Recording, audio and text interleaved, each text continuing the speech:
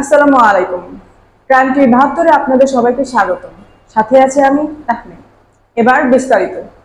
ধামরাই নিয়মিত বিদ্যুৎ বিভ্রান্তে পানি সংকট ও অব্যস্ত সহায়তা। নিজস্ব প্রতিবেদনে জাহিনুর রহমান জাহিদ। Dhamrai general office, Dhaka. পল্লী বিদ্যুৎ সমিতি ৩। নিয়মিত বিদ্যুৎ না থাকায় বাসিন্দাদের উজু গোসল পানির জন্য নিত্যান্ত জীবনে ভোগান্তি হচ্ছে।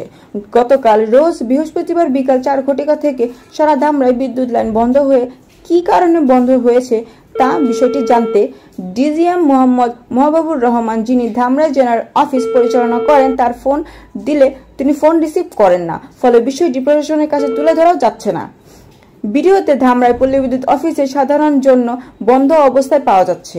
এজন্য গ্রাহকরা তাদের সার্ভিসের অভিযোগও দিতে পারছেন না। এক গ্রাহক বলেন, পল্লী বিদ্যুতের লোকজন যে কত দুর্নীতিবাজ এবং গ্রাহককে কত হয়রানি করে তা অনেকেই জানেন না। তদন্ত করলে সবই বাহির হবে। বিদ্যুৎ বিভ্রান্ত, উজু গোসল ও পানি সংকটে মারাত্মক সমস্যা।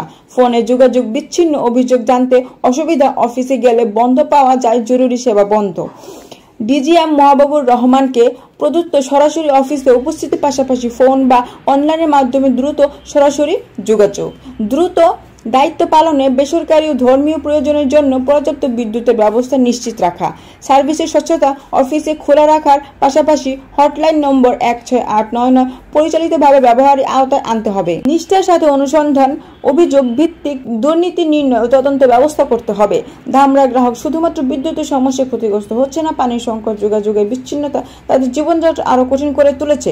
ডিজিএমকে প্রশাসনের অবলম্বনে মাঠ পর্যায়ে দায়িত্ব নিতে হবে ও সমস্যার স্থায়ী প্রতিকার নিশ্চিত করতে হবে।